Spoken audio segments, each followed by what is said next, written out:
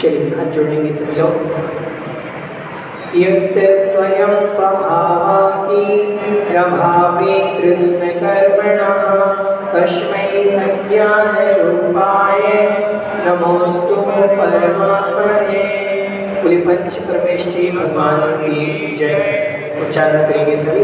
यस्य स्वयं स्वभावापि प्रभावे कृष्णकर्मणः तस्मै संज्ञानरूपाय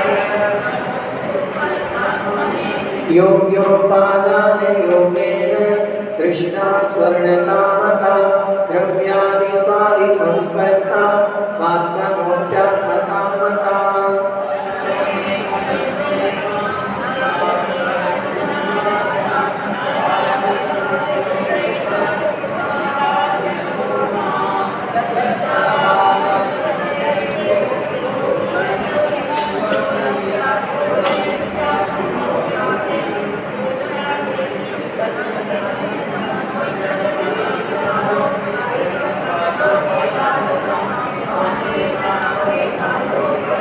नाके नाको पश्यामि वा वाशिनामात्यमेवैतत् सुखं दुःखं च देहिनां तथा योगे जयन्ते भोगाभोगनिरापतिः।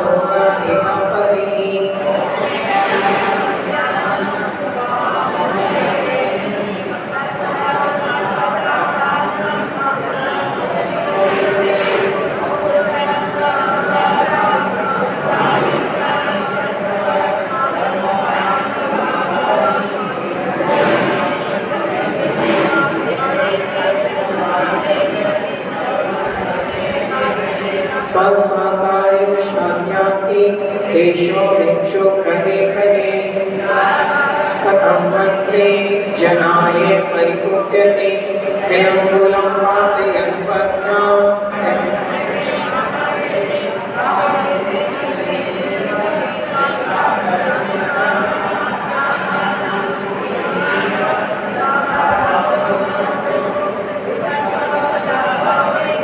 तदिते भाति भायते यावत् तावत् भवन्त्यन्याः प्रचुरा विविधा पुरा सुरक्षेण नस्वरेण धनादिना स्वस्थं मन्यो जनाकोति।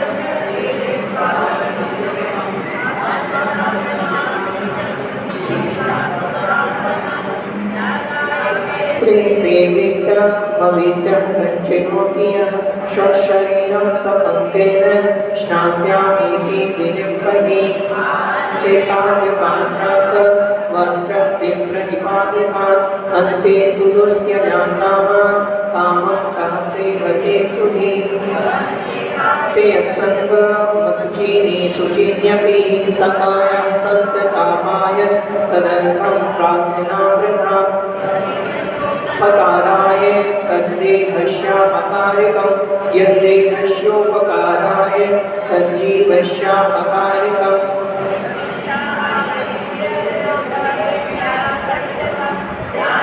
चेद्विलभ्ये त्वद्रियन्तां विवेकिना स्वसंवेदं सूर्यन्तस्तनोमात्रो निरत्ययः अत्यन्तशोच्यमानात्मा लोकालोकविलोकिनः संयम्य कर्णग्राम मेकाग्रत्वेन चेतसः आत्मवानात्मवाध्याये स्थितम् अज्ञानोपास्तिरज्ञानं ज्ञानं ज्ञानी समाश्रयः ददाति यत्तु यस्यास्ति शुभ्रसिद्धमिदं वचः।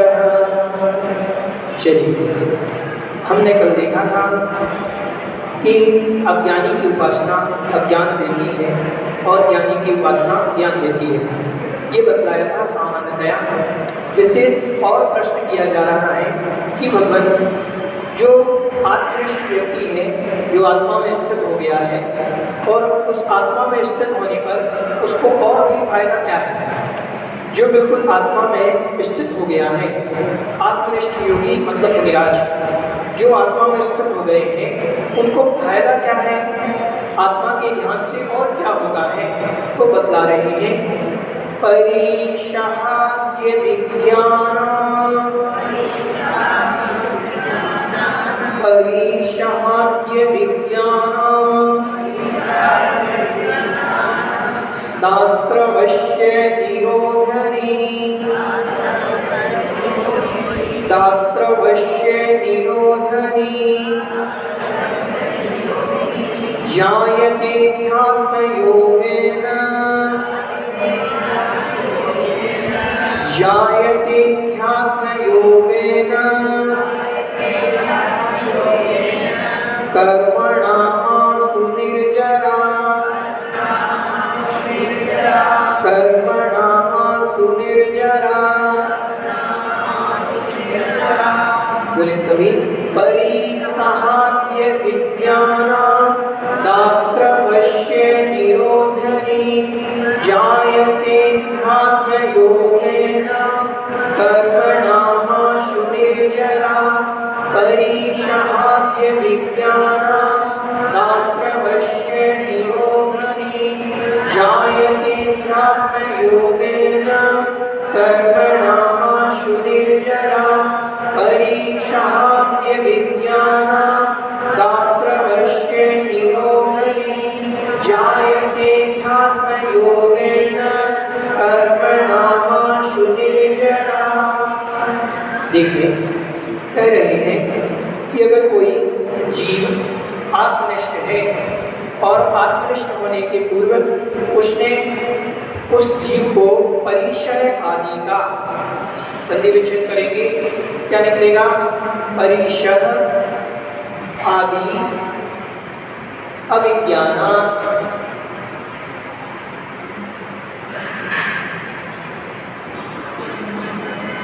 विज्ञान हो गया। ध्यान से देखो, ठीक है, बड़ा ना होगा, ठीक है। यहाँ से जो दा है ये उठ करके जाएगा यहाँ, तो बन जाएगा यहाँ जाकर के तब, क्या बन जाएगा? तब। यहाँ से जब दा चला गया तो यहाँ बड़ा आ बचा, ठीक। दास्त्रवश्य में से दा गया वहाँ, तो वो बन गया वहाँ जाकर के ता, और यहाँ आश्रवश्य, तो अविज्ञानात् ऐसा शब्द निकलेगा। कह रहे हैं परिचय आदि का अविज्ञानात्, परिचय आदि का ज्ञान न होने से, परिचय शुद्धा तृषा भोग प्यास चिंता अरति, इन परिचयों के न होने से, इन परिचय का ज्ञान न होने से मुनिराज सामायिक में बैठे हैं, शरीर पर भी ध्यान नहीं है, ऐसी मुद्रा में पहुंच गए, ऐसे ध्यान अवस्था में पहुंच गए कि वहां पर कोई सर्प उनको डस रहा है, काट रहा है, तो उनको अनुभव में नहीं आ रहा है। उनको भूख लग रही है, मालूम नहीं कि 1 महीने हो गए ध्यान में भूख लग रही है, तो वो भूख उनके अनुभव में नहीं आ रही है, वो भूख उनके अनुभव में नहीं आ रही है। तो परिचय आदि का अविज्ञानात्, ज्ञान न होने से, जब तक परिचय का ज्ञान हो रहा है, कोई ध्यान में बैठे और सुई चुभ रही है और हमें अनुभव में आ रहा है कि सुई चुभ रही है, हमें अनुभव में आ रहा है कि ठंडी हवा चल रही है, गर्म हवा चल रही है, अगर अनुभव में आ रहा है तो अभी उस अवस्था में नहीं पहुंचे। और परिचय बाहर से हो रहे हैं, सप्त परिचय, उष्ण परिचय, ये बाहर से होते हुए भी अनुभव में नहीं आ रहे हैं, अनुभूति में नहीं आ रहे हैं, उनका ज्ञान नहीं हो पा रहा है। ऐसी अवस्था में आश्रवश्य निरोधिनी, आश्रम का निरोध करने वाली, आश्रम को रोकने वाली, ऐसी अवस्था में जब हम पहुंचेंगे तो आश्रम को रोकने वाली कर्मणाम आसु निर्जरा, आश्रम को रोकने वाली कौन? निर्जरा। आश्रम को रोकने वाली निर्जरा।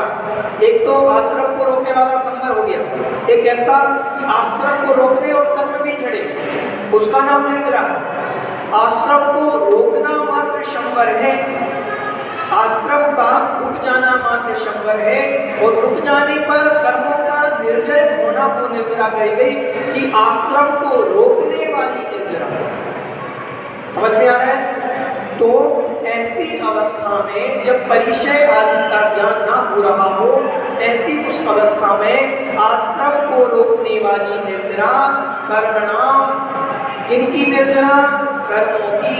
कर्मणाम, कर्मणाम मतलब कर्मों की। आशु, आशु शब्द निकलेगा, आशु मतलब शीघ्र। कर्मों की निर्जरा शीघ्र होने लगती है। समझ में आ रहा है?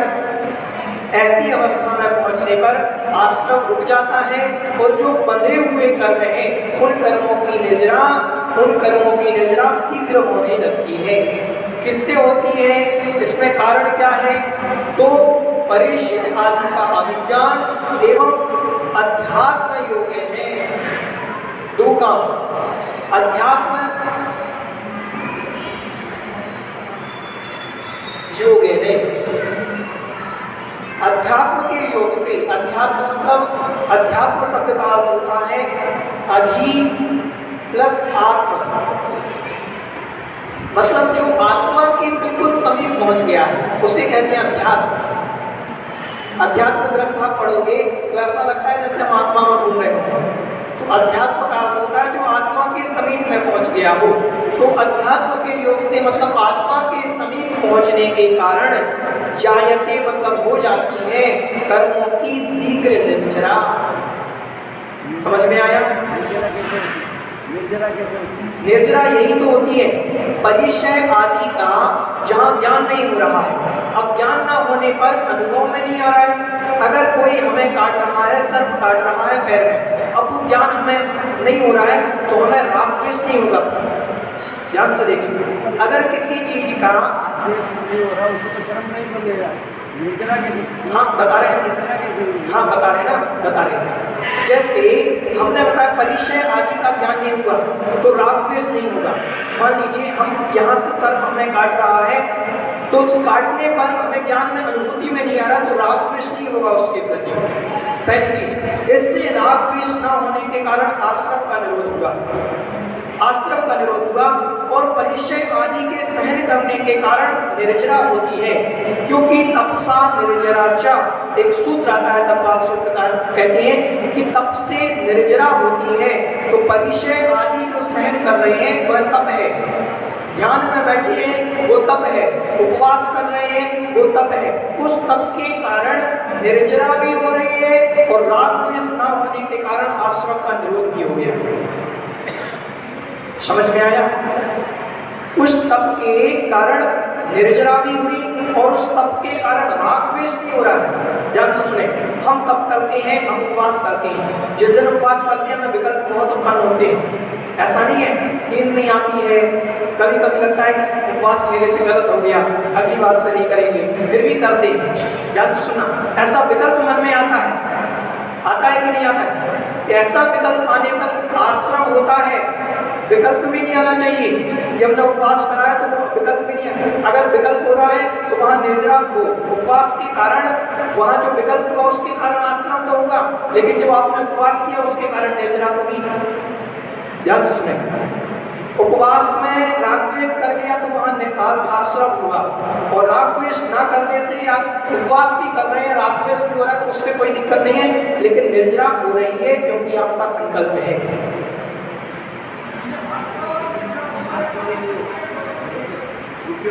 हाँ ध्यान से सुनिए, एक साथ हो सकती है। ध्यान से सुनिए, यहाँ कर्म का आश्रम हो रहा है, हम प्रति समय कर्म बांध रहे हैं कि नहीं बांध रहे? बांध रहे हैं। और हमारे मनुष्य गति का उदय है कि नहीं? तो उसकी निर्जरा भी तो हो रही है। एक समय में आश्रम भी हो सकता है और निर्जरा भी हो सकती है। अब ये चलता हमारे साथ क्या होता है, हमारे कर्म आज ज्यादा रहे जा कम रहे। और मुनिराज के क्या होता है, उनने पहले तो आने वाले सिस्टम को बंद कर दिया। पहले आने वाला सिस्टम बंद करो, नहीं तो आते जाएंगे और जाते जाएंगे, कोई फर्क ही नहीं पड़ेगा। तो पहले आने वाले सिस्टम को बंद करो, उसको बंद कर दिया। अब जो बैठे हैं इनको बाहर करो। अपन ने कहा कि मंदिर में लोग यहाँ से आते जाएंगे, यहाँ से जाते जाएंगे, मंदिर खाली नहीं हो पाएगा, आते जाएंगे और जाते जाएंगे। अगर आपको खाली करना है तो पहले जो आ रहे हैं उनको रोक दो और इनको पहले खाली करो। संबर पूर्वक निर्जरा ही कार्यकारी है। कभी आप मंदिर राय जी की 12 भावना पढ़ते हैं, उसमें आता है संबर सहित करो तब प्राणी मिले मुक्ति रानी। संबर सहित तब करना चाहिए। अगर आप संबर सहित तब नहीं करते, कर्मों को तो रोका नहीं, हम बोले उपवास कर रहे हैं और रात प्रेस कर रहे हैं, दुकान चला रहे हैं, पाप कर रहे हैं उपवास के दिन। हमारे महाराज श्री हमेशा कहते हैं जिस दिन उपवास करो उस दिन तेल भी नहीं डालो बालों में, श्रृंगार मत करो, जितना भी हो सके जिस दिन मान लीजिए उपवास है उस दिन कम से कम पानी का प्रयोग करो, कोई भी चीज व्यर्थ में मत करो। तो उपवास के दिन अपन ने व्रत करा निर्जरा के लिए, और निर्जरा तो ही नहीं, उससे ज्यादा हम दुकान चला रहे हैं, उपवास के दिन भी लगे हुए पाप करने, तो कर्म तो आ भी रहे हैं और जा भी रहे हैं। तो दोनों काम पहले उनको रोको फिर काम करो तो काम बनता है। समझ में आ रहा है? ऐसे समझना। तो यहाँ पर ये समझना कि परिचय आदि का जहाँ अनुभूति में नहीं आते परिचय, सियालनी पैर खा गई, उन्हें याद नहीं कि पैर खा लिया किसी ने, ये अनुभूति में नहीं आ रहा, इस तप के कारण उनकी निर्जरा हो रही है और उस सियालनी पैर खा रही है, उस समय वो ज्ञान ना होने के कारण राग द्वेष भी नहीं हो रहा, तो राग द्वेष ना होने के कारण नए कर्म भी नहीं आ रहे। तो आश्रम को रोकने वाली निर्जरा कार्यकारी है, आश्रम सहित निर्जरा कार्यकारी नहीं। हम सबके जो निर्जरा होती है वो आश्रम सहित निर्जरा होती है, हमारे भी निर्जरा हो रही है कर्म की, हमने कोई कर्म माला वो आ रहा है, प्रति समय कर्म निर्जरित हो रहे हैं, लेकिन आश्रम ज्यादा का है, निर्जरा कम की है, ऐसा समझना। इस समय तो होने पर उनको निमित्त नहीं मिल रहा है, इसलिए उसकी निर्जरा होती है। हम लोग भी अपने यहाँ बैठे, हाँ अभी यहाँ के बजाय अभी बाजार में होते, तो मान लो गाड़ी चला रहे होते और मान लो कोई एक्सीडेंट का निमित्त को मिल जाता तो वो तुरंत उदय में आ जाता वो कर, और पर तो यहाँ बैठा है और उसका एक्सीडेंट का मान लो पर उदय में आ रहा है, वो निर्जरा हो जाएगी ना। हाँ वो निर्जरा हो जाएगी। हमारे कोई असाधा कर्म का उदय में आने वाला नहीं था, कोई बहुत बड़ा कर्म उदय में आने वाला था। हमने आपको पहले ही बताया कि कोई तीव्र असाधा का उदय आने वाला था, अगर इस समय हम मार्केट में होते हो सकता है एक्सीडेंट हो जाता हमारी जान भी जा सकती, लेकिन मंदिर आए और मंदिर आते समय वो कर्म उसी टाइम उदय में आना था, वहाँ पर मंदिर के गेट पर चढ़े, वो पैर थोड़ा सा फिसला, थोड़ा सा, हाँ वो कर्म उदय में तो आया लेकिन हल्का फल दे करके चला गया। समझ रहे हो? क्योंकि वो क्षेत्र के हिसाब से भी फल देगा। हाँ क्षेत्र भी तो निमित्त है, ठोकर भी लगे, हाँ यहाँ बेटा को ध्यान कर रहा है और एक्सीडेंट का कर्म उदय में आ रहा है तो निकल जाएगा। हाँ निकल जाएगा, बिल्कुल निकल।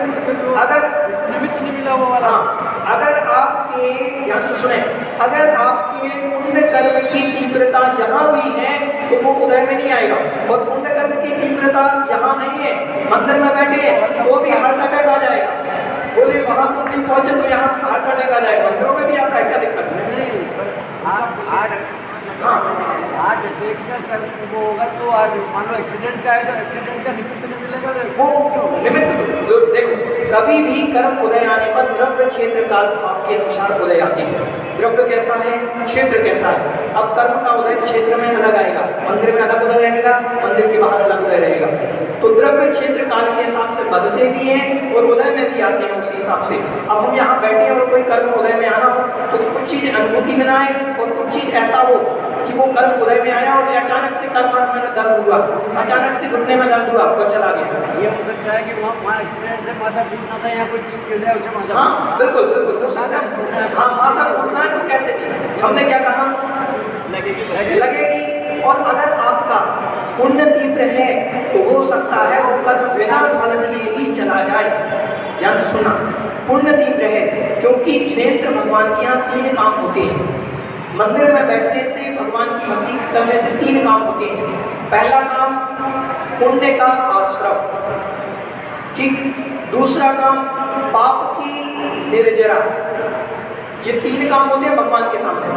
पुण्य का आश्रय, पाप की निर्जरा, और तीसरा काम होता है जो पुण्य, जो पाप आपने बांधा है, जो पाप आपने बांध करके रखा पहले, वो पुण्य में परिवर्तित होगा। ध्यान से सुनो, जो पाप हमने कर्म बांध करके रखे हैं जिनेंद्र भगवान के सामने आने से वो पुण्य पाप वो पाप पुण्य में परिवर्तित होगा। जैसे मान लीजिए पानी, एक टंकी में पानी रखा हुआ है, वो ठंडा है, अब ठंडा है और उसको हीटर के ऊपर, गीजर के ऊपर रख दो, आग के ऊपर रख दो, तो वो पानी गर्म होने लगेगा। ध्यान से सुनना, यही मंदिर काम करता है। मंदिर में आने से हमने पहले जो पाप बांध रखे हैं, उन पाप कर्मों की उद्वेग हो, संक्रमण होने लगता है, उसको संक्रमण कहते हैं आगम में। संक्रमण मतलब पाप कर्म पुण्य रूप परिवर्तन होती है। जितनी देर हम मंदिर में बैठेंगे, हमने जो पाप पहले बांध करके रखे हैं वो पुण्य रूप परिवर्तन होंगे। लेकिन हमारा मंदिर में बैठने का उद्देश्य भी बहुत अच्छा होना चाहिए, नहीं तो मंदिर में बैठे बैठे भी ऐसे पाप कर सकते हो कि जो बाहर नहीं किया उससे कई गुना पाप मंदिर में लगता है। ध्यान से सुनना, जितना पाप, अगर मान लीजिए आप घर में हिंसा कर रहे हैं, कम दोष लगेगा, और मंदिर में हिंसा करेंगे तो ज्यादा दोष लगेगा। घर में पत्नी पर क्रोध कर रहे हैं, कम दोष लगेगा, मंदिर में आकर के किसी पर क्रोध कर रहे हैं, ज्यादा दोष लगेगा। क्षेत्र के बिल्कुल वही सिस्टम है। और यहाँ तो आने से निधत्ती निकाचन कर्म बनते हैं, ऐसा कर्म बनता है मंदिर में कि वो कर्म कम नहीं होता। ध्यान से सुनिए, जैसे ये हमने घर में कोई पाप बांधा था, ये पाप घर में बांधा था, मंदिर में आके संक्रमण हो जाएगा, पुनः परिवर्तन हो जाएगा। लेकिन मंदिर में पाप बांधा, आप किसी भी क्षेत्र पर चले जाओ, सम्मेद शिखर की भी चले जाओगे, पार्श्वनाथ भगवान की टॉप पर बैठे रहोगे, लेकिन ये पाप पुण्य में परिवर्तित नहीं होगा। योदय में आकर नहीं गए, संसार का पाप मंदिर में आने से कट जाता है। मंदिर का पाप कहीं नहीं घटता। अन्य क्षेत्रे कृतम पापम धर्म क्षेत्रे विनश्यति, धर्म क्षेत्रे कृतम पापम वज्रलेपो भविष्यति, वज्र के समान हो जाता है मंदिर में किया गया पाप। इसीलिए हम आपसे हमेशा कहते हैं, मंदिर में ना क्रोध, ना मान, ना किसाय, सब छोड़ करके आओ। हम कुछ नहीं है, भगवान की भक्ति करने। मंदिर में कितना भी पुण्य भूख करो, लेकिन ये ध्यान रखो, पुण्य इतना नहीं कर पा रहे कोई बात नहीं, लेकिन पाप नहीं होना चाहिए मंदिर में। किसी भी प्रकार से मंदिर के अंदर पाप नहीं होना चाहिए। हाँ, ये इसका प्रभाव, क्षेत्र का प्रभाव होता है। यहाँ पाप बहुत भयंकर बनेगा। ठीक है, तो ये सारी चीजें समझें कि निर्जरा कैसे होती है। भयंकर निर्जरा करनी हो, जो हमारी निर्जरा हो रही है लेकिन हमारी कोई काम की नहीं है, वो निर्जरा काम की है जो मुनिराज करते हैं, परिचय आदि को सहन करते हुए, राग द्वेष को रोक करके। जब वो निर्जरा होती है तो वो निर्जरा बहुत संख्या में होती है, तो वो निर्जरा कार्यकारी है। ये फायदा मुनिराजों को होता है कि उनकी निर्जरा शीघ्र होने लगती है अध्यात्म के योग से, आत्मविकास से। समझ में आया? चलिए, बोधि समाधि परिणाम शुद्धि स्वात्मोपलब्धि शिवशोक सिद्धि चिंतामणिं चिंतित वस्तुदाने मां वन्द्य मानस ममस्तु देवी। नवार्पणम्।